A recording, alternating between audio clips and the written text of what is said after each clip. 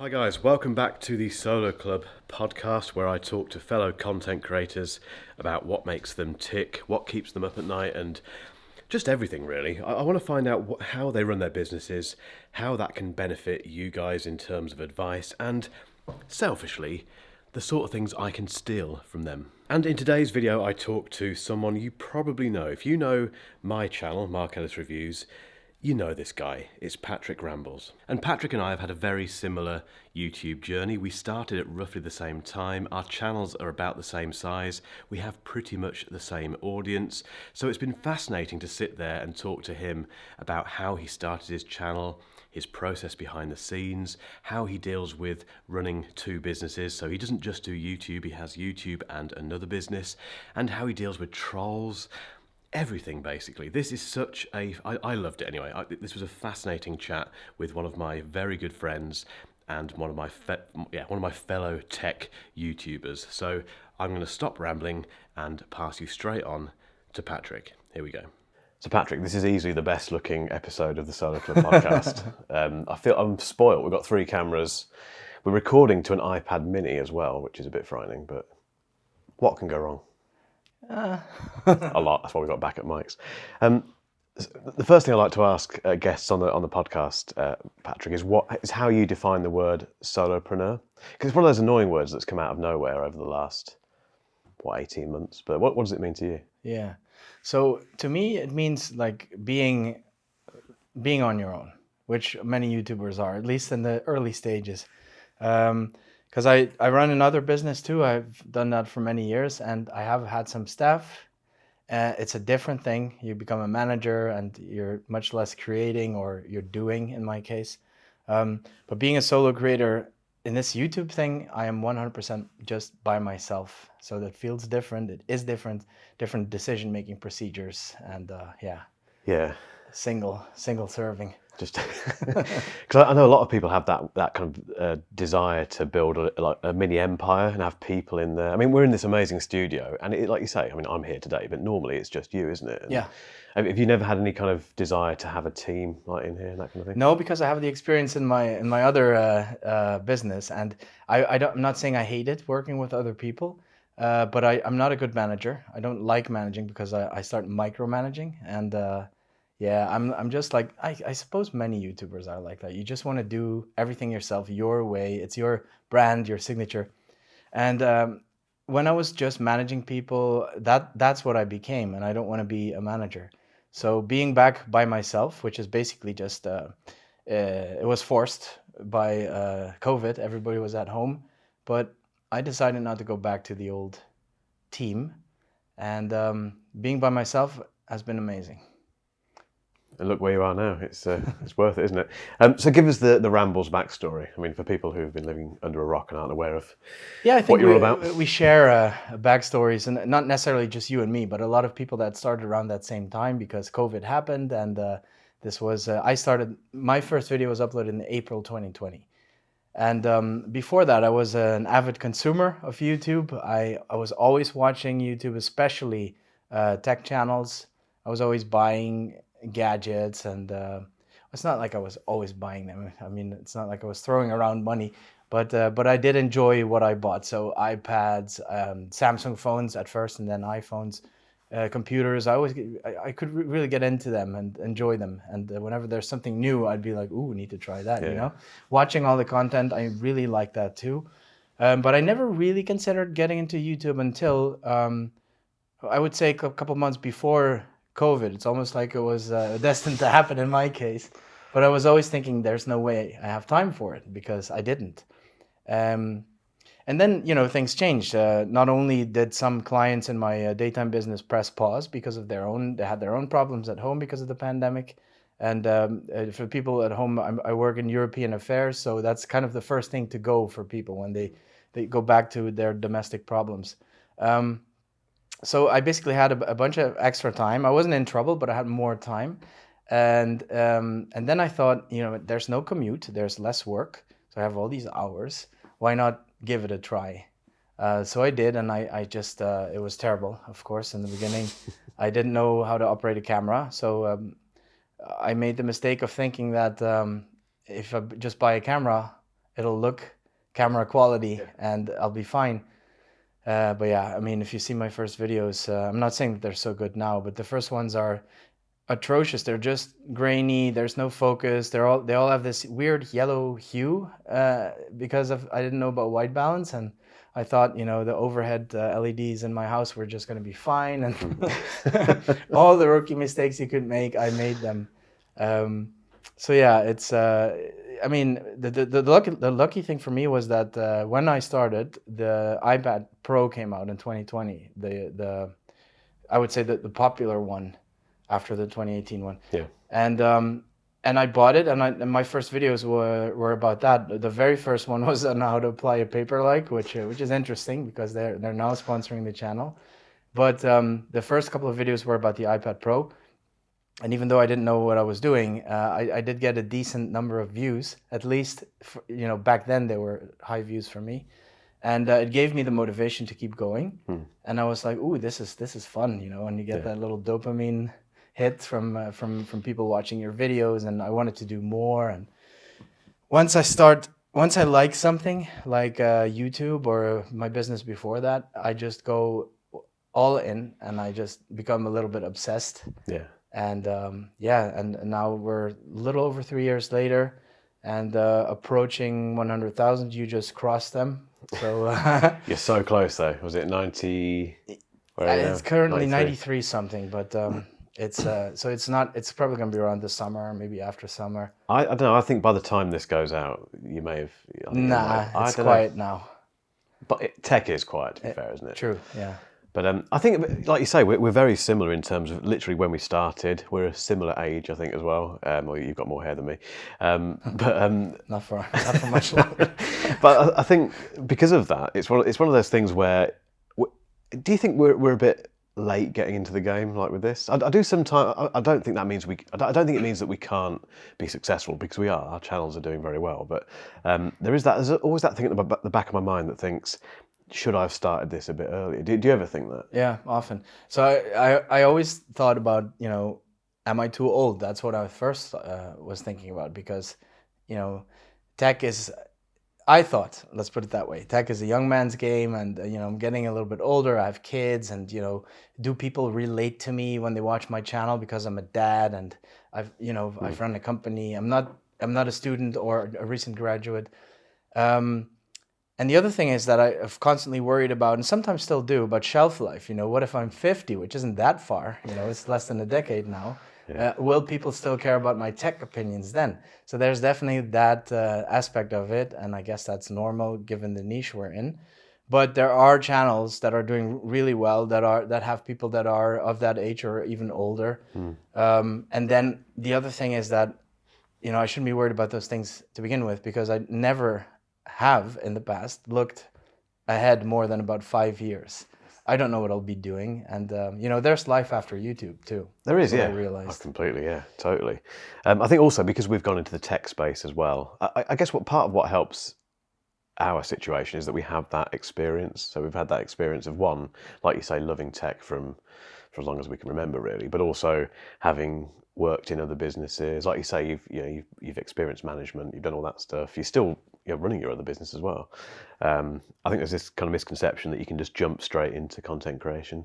I mean, we've just spent. I got here well over an hour ago, and we've spent most of this time, geeking out a little bit, but also we've been setting. Well, you've been setting cameras up. We've been getting the audio going. There's so much involved in doing this. I think a lot of people, particularly the younger generation, and this isn't a slight on them at all, but it's a case of they look at this and they see the end result and they think, oh wow, that looks amazing. One, it looks like an amazing life.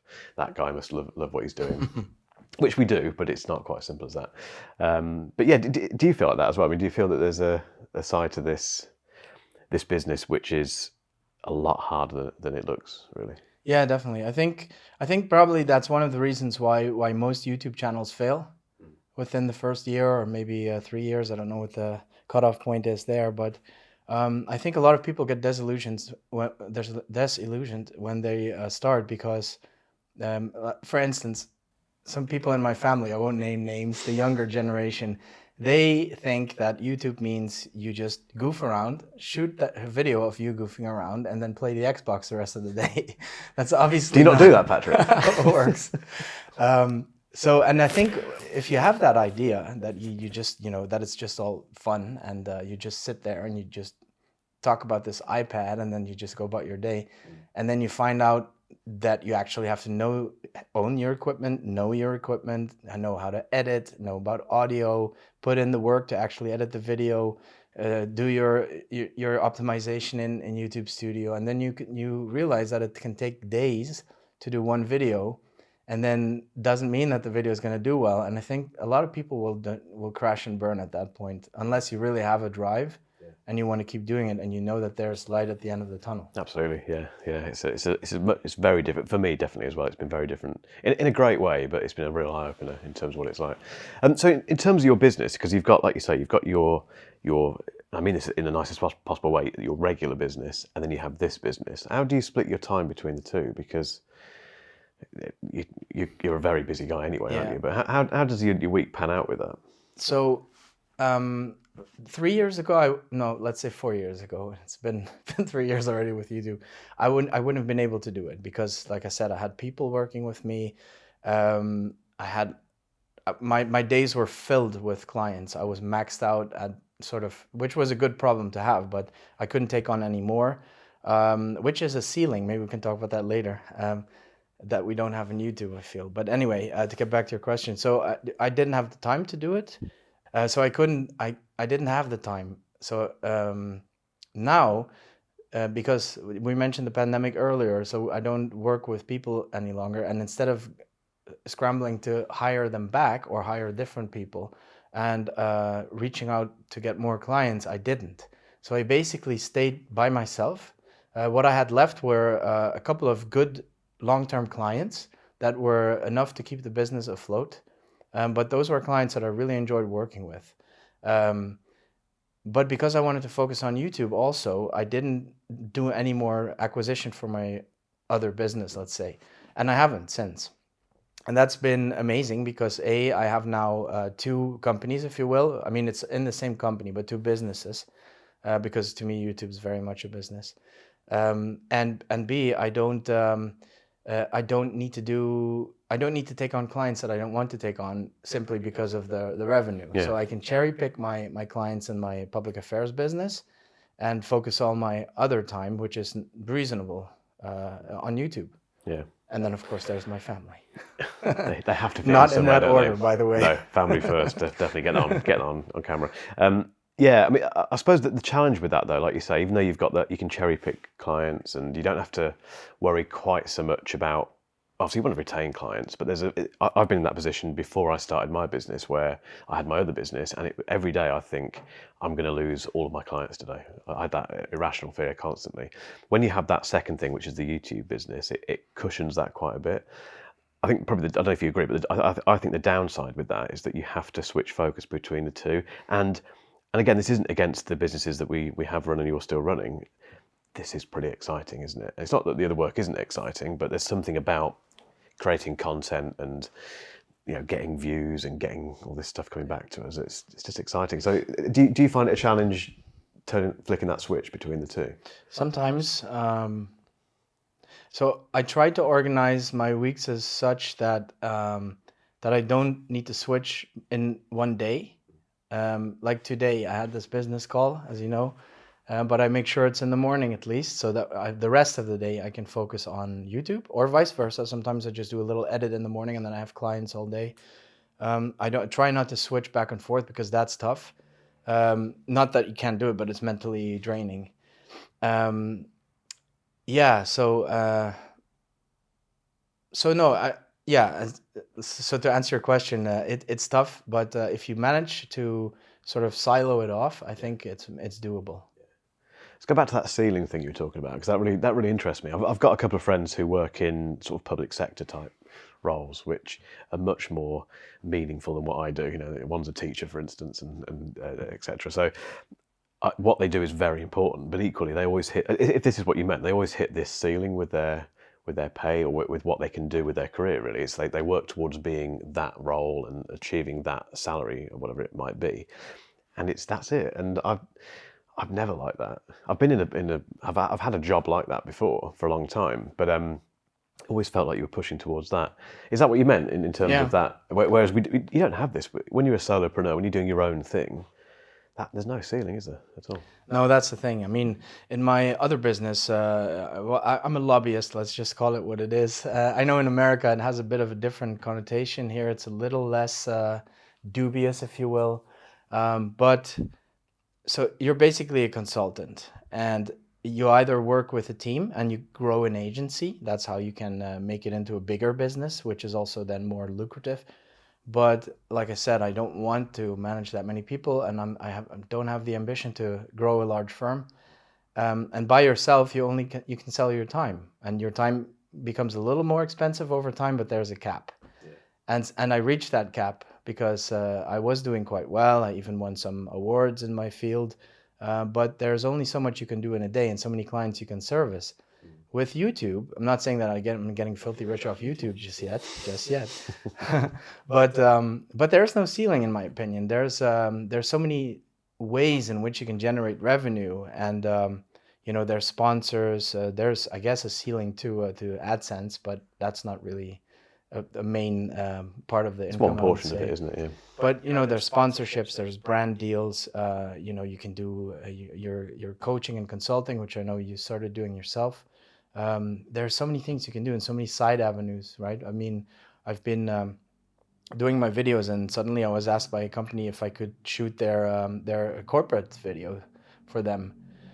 So little things, and I feel like I've never felt in YouTube like this is it, I can't do more. There's always more to be done, and the bigger your channel gets, that's just a fact, the more lucrative those deals get.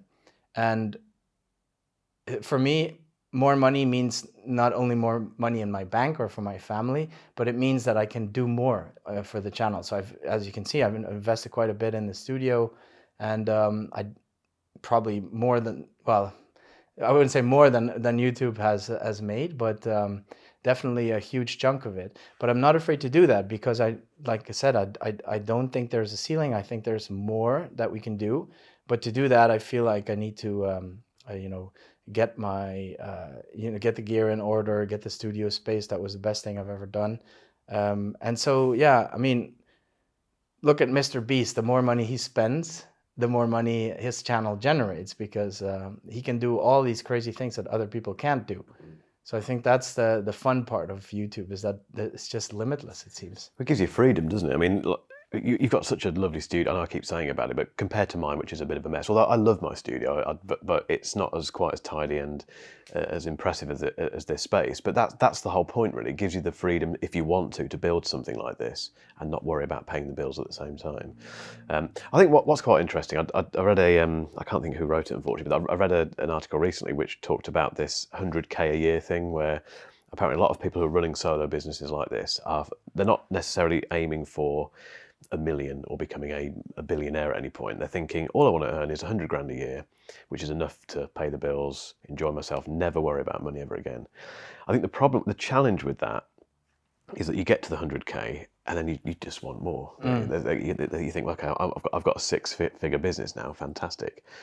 What's next? Have you found that? I mean, you have to go into the numbers, but have you found that the more profitable the business becomes, you just think, I want to go to the next step now? Yeah, 100%. And where does that end? Because yeah, no, definitely. That's a great question, by the way. I have, so I never had the ambition to get to 100,000 and then stop. I do like generating turnover, not just for the money, but also for the principle of generating it. And I've always wanted to achieve bigger things, right? And also in my other business. So I never had that, but I did notice that I do set myself targets, smaller targets that I know that once I get there, then I will readjust. But I do set them. But like what you were saying is absolutely true. When you get there, so I'll give you an example. So when I started this channel, I had a few things that I wanted to have in terms of gear that I thought would make my production quality better, but there was no budget available. So I worked towards generating that budget so I could invest it in that stuff. But by the time I did, and by the time I could afford that stuff, I'd already set my eyes on other stuff that could, do even better things in terms of shooting video and getting audio and stuff. And I don't think that will ever change. There's always this next level that you want to achieve. Yeah. Me anyway. I don't know if that's true for everybody. I mean, I'm sure there's people that just want to get to a level and then just stay there, which is great. But I don't think I'll ever be that person. I always want more. But again, it's the freedom. It clearly makes you happy, and you're enjoying using this stuff. I saw a tweet from you the other day that said, when you don't have time pressure, shooting B-roll is really satisfying. And I know exactly what you mean. It's you like working with the gear, you like getting the shots in order, all that sort of stuff. So I totally understand it. Let's talk about content creation, because we can geek out about that probably all day. But how difficult is content creation? I know it's quite a big question, but again, going back to what I was saying earlier about people watching the stuff that we create and thinking, that looks great, I think I could have a crack at that. We both know that's not really the case. And bearing in mind that, like you say, you came into this without that prior experience of being a videographer. I mean, I had an unfair advantage that I'd done quite a bit of corporate video work, but you didn't have that, so you came into this completely cold. How hard has it been to make content to this level that you do? So in the beginning, when I first started my channel, I didn't know anything. I didn't know about audio, video. So basically, any video I shot before that was using a phone, including audio. And so I had to learn everything. But as soon as I made those first 2 videos and I realized that I'm onto something and this might just work and I'm enjoying this very much, which is the most important part, I started, and this is this obsessive part again, I started consuming YouTube videos on video and audio and camera gear and all that stuff that never interested me before, never, suddenly became the most interesting thing in the world. And I basically just spent a year at least doing just that, only that. Every day I was watching videos every 3 minutes and trying stuff on my own camera, buying the next better camera, trying that, playing around with lighting. And it's just been so much fun. And I think that's crucial, because if you don't enjoy that process, then I don't think this is for you. It's so much work, so much work. And unless you really love it, there's just no way you're going to stick it out. There's just a burnout waiting to happen. That's such a good point. Yeah, I think also when you get into that kind of space where you are creating content every week and you start to get a bit of traction and you feel like you do need to keep feeding the machine, it goes beyond, it doesn't go beyond fun, but it certainly goes beyond the hobby stage, doesn't it, at that stage? Because you're having to make this stuff to get it out there. Have you found that that's removed some of the fun from the content creation? There's certainly a danger in that. So I mean, we talk off the air as well. People probably know, and if not, they do now. But we talk about these things, and it's to me, by the way, that's very important. Maybe we can go back to that at some point. But I do think. Let me think about this one. The reason I ask why you're thinking about that is because I always think about the fact that for most of my life, I've enjoyed using cameras. I've enjoyed taking photos and faffing around with video and stuff. But I've always found that when I start applying that to a business, it doesn't remove the enjoyment completely, but I get that these things become a tool at that point, which they weren't before. They're a tool that's directly linked to satisfying a sponsor or achieving a certain view number or bringing in money, basically. So that's kind of where my head is with it. Yeah, thanks for restating the question. you sense that I might need it. Yes, it can take some of the fun out of it, and that's the thing that you start learning, or that I at least started learning later, because in the beginning you don't have to worry about sponsors, and if you do, you're just ecstatic that you even have a sponsor. So that's just fantastic. But when you get to a stage where you have a couple of sponsors a month, and you have only 1 or 2 videos, I mean, I aim for 2 videos a week, but because my other business sometimes just has peaks where I can't control the amount of work, sometimes end up 1 video. And if you have a lot of sponsors in that particular month, it can become stressful, because ultimately they're basically clients. you promised to do something for them. You would feature their product. They have KPIs. They want to tell their manager that their product was featured. So there's definitely this pressure that maybe in the beginning you might think you won't feel because it's YouTube and it's all airy and easy, but it's not. And actually it shouldn't be, because if you do grow your little channel into what is becoming a business, a viable business, you have to start looking at it as one. And so yeah, it can be stressful, and but it's a learning curve, right? Because I've learned that I can't just say yes to every sponsor because I feel that I should, but I need to be careful about which brands I want to work with and how much time will that video cost to make. And do I have the time? I need to build in margins for when my other business, becomes a bit more busy. Yeah, and that's probably where I am right now. I'm trying to figure out what to say yes to, what to promise also, because I found myself over promising. And yeah, because if you don't do that, I've noticed it becomes too much of a rat race, and it can take some of the fun out of it for sure. Yeah, sponsors do have that kind of effect on the channel, don't they? Do you batch content? Do you batch create content, or do you? Yeah, I don't either. No, I mean, people have suggested it to me, but I just can't do it. I mean, if I don't like the idea of sitting at my A-roll desk there for several hours recording 3 videos maybe.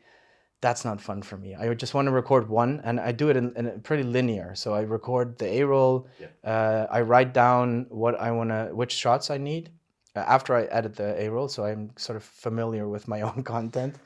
And then I start filming the B-roll and stick it on top, and then do my little, make it pretty, and that's it. And then I move on to the next one. What I have been doing though, because we do a lot of product stuff, and I found myself wishing I had some footage of the unboxing, or, oh, I should have filmed it when it was still pristine, and so I do that now. So I have a bunch of stuff on my hard drive that I've unboxed, that I've, looked at, talked about a little, but I haven't done the video yet. So I started doing that, but that comes with another set of problems, which I just talked to you about, which is that I have maybe 4 or 5 videos that are 80% done now, and having to look for the motivation to finish even one of them. It's tough, isn't it? I think unless you're being driven by a sponsor deadline, you've got to find. And also because you're running that other business, I have that unfair advantage of just having this to focus on, which means I can get on with that stuff. Well, same as you though, I've got 3 or 4 things on the go all at once that aren't necessarily ever going to be finished, really. They talk a lot about documenting your life as well, don't they? Always having a camera with you, always shooting. I know we've talked today about using our phones and stuff more than proper cameras and what have you. But that part of it fascinates me really. In terms of the way that your day pans out, because these days I'm trying not to work really late and doing really kind of late edits and stuff like that. Do you find that yourself still working late into the night? If you Fortunately, I have a partner at home. She tells me that's not okay. So I do feel the pressure come 6 o'clock, 7 o'clock in the evening. And of course we have young children. We have a 1-year-old twins, and I have a 7-year-old. So I do feel compelled to go home and be a dad and a partner. But I have to be honest, if it were up to me, if I was just alone, and this has happened, of course, I can stay here until 1, 2 in the morning and finish my stuff. It can be a little bit addictive. It can also be the pressure that I just need to have this finished, and if I come home I'll just be miserable anyway. So just let me do my thing. It's tough to navigate, and I think what you were saying with the documentation of your life, that's where I'm definitely lagging, and I think that's 100% down to a lack of time. Because if I would make the step to become full-time content creator, which I think at some point I'll have to make decisions,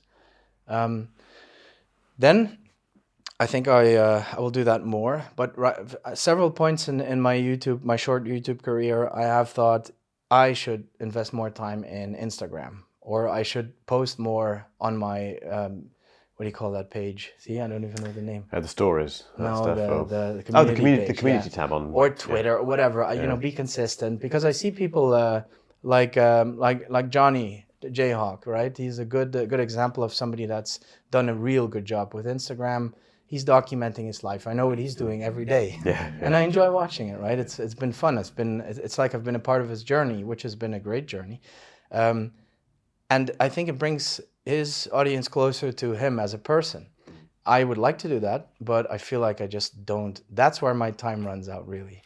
That's understandable. Yeah, like you say. But I would like to. So that's definitely something that's on my wish list to do. Yeah, I think I've started doing that, but only because this is all I do, and I think it's been important for me to use Instagram stories and use the community tab a lot and all that sort of stuff. But I think if I rewound a couple of years to when I was doing what you were doing in terms of juggling between two different businesses, I wouldn't have had the time to at all. You just have to focus on getting your best video out, really, don't you? That's the key thing. Forget. Or that as well. I just forget when I'm with clients or I'm traveling for work. I'm not in that mindset, and I just forget. Yeah. So it just, I have 3-4 days of consistent Instagram posts, and then it just crickets. The mental health aspect of this, I love talking to people about this because I think it uncovers a lot of things. Also, it's a bit of an elephant in the room that a lot of creators don't talk about. I remember I don't know if you've seen it, there's a brilliant video by Sarah Dietschy. This was probably 2 or 3 years ago when she goes through her day in the life. And it's all fantastic. She's having a great day, and she has an amazing 1 out of 10. People who use YouTube Studio will know what this means. An amazing 1 out of 10 video, and she's celebrating. And at the end of the day, I don't want to give away the entire video, but at the end of the day, it's kind of, oh, now I'm on to the next one, and all the lights go down, and it's a really visceral kind of example of what this is like. Do you experience that? Is it something you've kind of experienced yourself? That I'm feeling that I'm struggling a bit with my mental struggling health. with it, or I suppose going back again to the whole thing about being on your own doing this. Really, I mean, we've got our little network, haven't we, of friends and stuff. But yeah, do you ever struggle with that aspect of it? I wouldn't say I've struggled with it. I wouldn't say. I mean, I've struggled with some mental stuff in the past, like most of us have, but I haven't nearly come close to that in YouTube land. That's great. But that is not to say that there isn't anything. I mean, I certainly feel the dopamine rush when I get a 1 out of 10, which is a 10 out of 10 for most people, but for YouTubers that's a good thing. And yes, that rush is very temporary, because what happens to me, at least, is I got that 1 out of 10. There's this confetti. It's a good video. Is it going to stay a good video? So I'm going to live in YouTube Studio for a day because I want to know how it's doing. And as soon as you even feel that the video might be, on its return, or, not climbing anymore, you feel immediately, or I feel immediately that sort of feeling of, party's over. Deflated, on to the next one. Yeah. So there's that. And I think if you have a couple of those, bad performing videos, I don't like saying that even because it's so arbitrary sometimes. But if you have a couple of videos that aren't doing well in YouTube's algorithm, metrics, let's say, it can be totally disheartening. I think most of us had this with Q1 in the previous years, when sponsored budgets run out, tech products aren't released, so it's kind of a drought in tech land. This year was different, but most years it's been like that. And there's just 3 months of whatever you try, it's just not working. And that can be, I can see why people would just throw their hat in the ring and just go like, no, this is it. I don't want to do this anymore. But YouTube doesn't make it easy, do they? Because it's all about that top 10 list. And like you say, in most other industries or most other areas, 10 out of 10 is an amazing thing. It is, for people that don't know, it's your last 10 videos, the performance of your current video against those last 10 videos. And what annoys me about it is that I don't know if you find this, but I often find that even if I get a 1 out of 10 and it's fantastic, or if I get a 10 out of 10 and it's terrible, by the time I've made the next video and published that, I've forgotten about the other one. And quite often, a couple of weeks later, I'll think, oh, I made that video about whatever it was. It did really well, or it did really badly. I wonder how it's doing now. And quite often, you'll go back down and look at it, and it's doing amazingly. Yeah. So you had a 10 out of 10 that perhaps did, I don't know, 1,000 views in a couple of days, has suddenly done 20,000 views. Because, again, YouTube doesn't, that whole 1 out of 10 thing in YouTube Studio, the whole dopamine hit thing, doesn't take into account longevity and evergreen videos. And the fact that the algorithm isn't against you, it may just be not the time for that video at the moment. Yeah, it's true. I've had some of those videos as well that I just gave up on, and then I suddenly saw an influx of subscribers, and I thought, what's going on? And then you see an older video suddenly taking off. It happens, and obviously that's what we all wish for when a video tanks. It's like, yeah, maybe in the future sometime it might pick up, but mostly it doesn't for me. I'd say maybe 1 out of 10 times that happens. But I think what's annoying about it is it's. So first of all, I always compare it to washing your car, like better than you've ever washed it before. It looks fantastic. You drive it and you want to go and show it to everybody, and then you crash it right in front of your house, right? And you just spend all that time making it look so good, right? And you've put your heart and soul into it. It's kind of like that, your video is your baby, even though you've only worked on it for, air quotes I'm making for the people listening, only worked on it for 2 days, but you've worked on it passionately and you think it's great, or you wouldn't post it, and then nobody watches it, and it's just okay, well that's unpleasant. Yeah. And it can definitely affect your mood for sure. What about trolls? Because I know in our little group, when we talk behind the scenes, obviously we're perfectly nice about trolls. But anyway, people can imagine what we're like. I think for us, we've got a little like WhatsApp group, haven't we? That we just use it as a way to vent, because it is frustrating when you get negative comments. Like, because of that reason that you've spent all that time on something, you genuinely love what you've put out there. You're not just doing it for the clicks and for the revenue. That's part of it, obviously, but. Like I say, we've spoken a lot about trolls behind the scenes, but what's your honest opinion or advice, I suppose, for people that get into this game and come across that kind of negativity? What's the best thing you can do about it? Laugh about it. That's the best thing. Ignoring, I don't know about other people out there. Maybe some can. I cannot. I can't ignore them. If they're particularly crass or vulgar, I'll just delete the comment and I'll block them from the channel or hide from channel, which is better. Oh, it's so satisfying. Good, because they'll just be screaming into a void and nobody can read their stuff except them, and nobody responds to it. So I think that's the best YouTube feature. Yeah, for sure.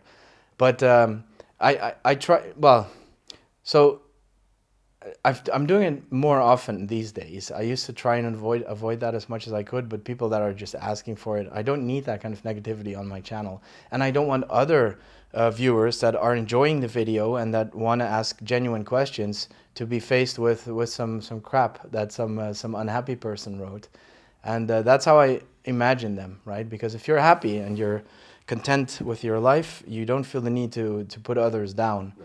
So those people, in my opinion, are unhappy or they're just not feeling good that day. And I try to find some compassion for them, sort of, to feel, okay, maybe that person just had a really bad day. And the other thing is that I just joke. So sometimes I'll just burn them, or I'll share it on Twitter, if they're dumb comments and I have what I think is a snappy comeback, I might share it and put them on blast a little bit.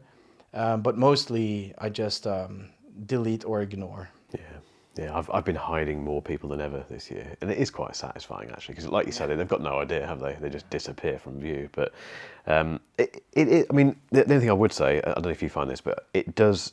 There are certain comments that do bother you. They do bother me anyway.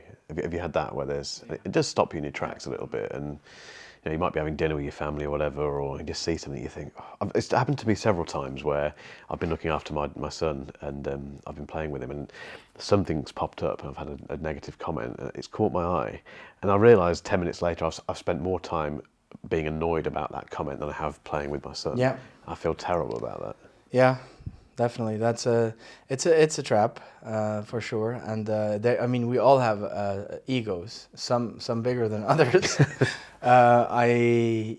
Let's not get into that, how big my ego might or might not be, but we all have one, and sometimes you just feel a little bit butthurt, and you have a right to feel that way, but it shouldn't be affecting my day or my family's day, most of all. That's the key thing. So I try not to let that affect me too much. And I found that, and this is a great, I think, feature. If you just,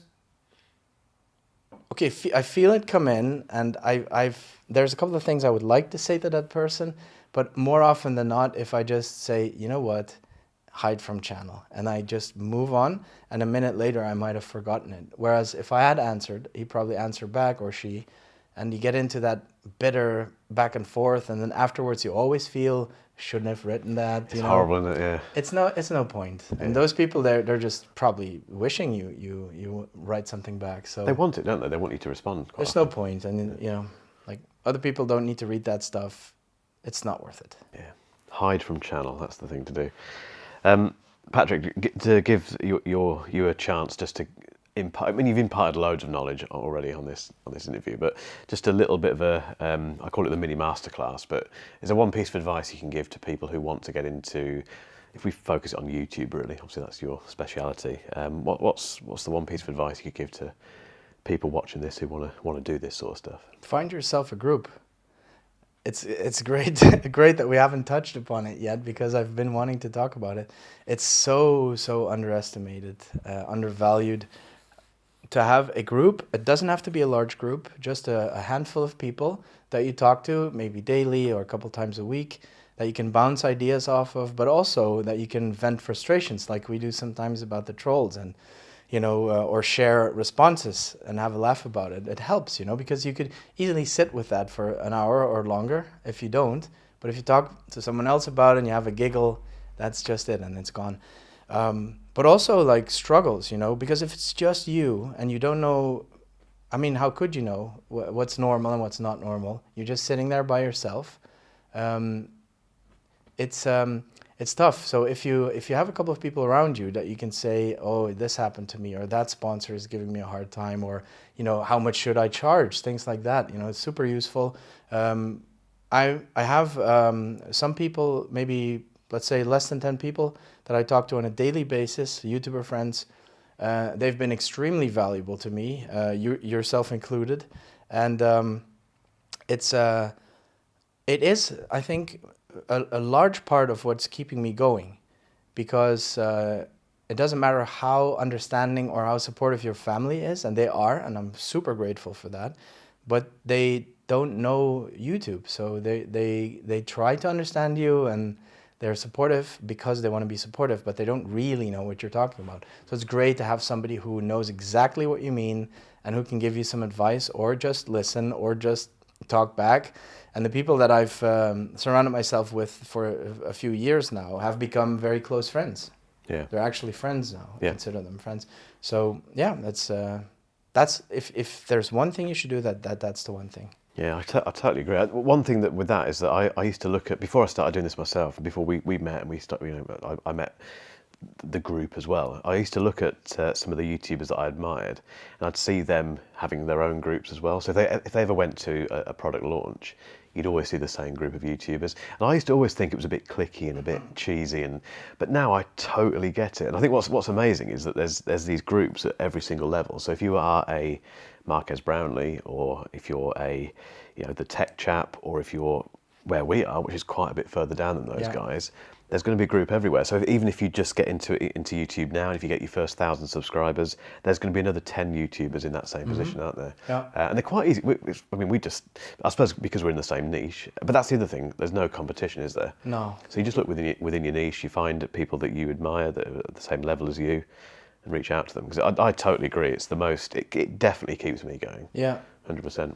Definitely. And if you, like you were saying, that there's different levels of groups.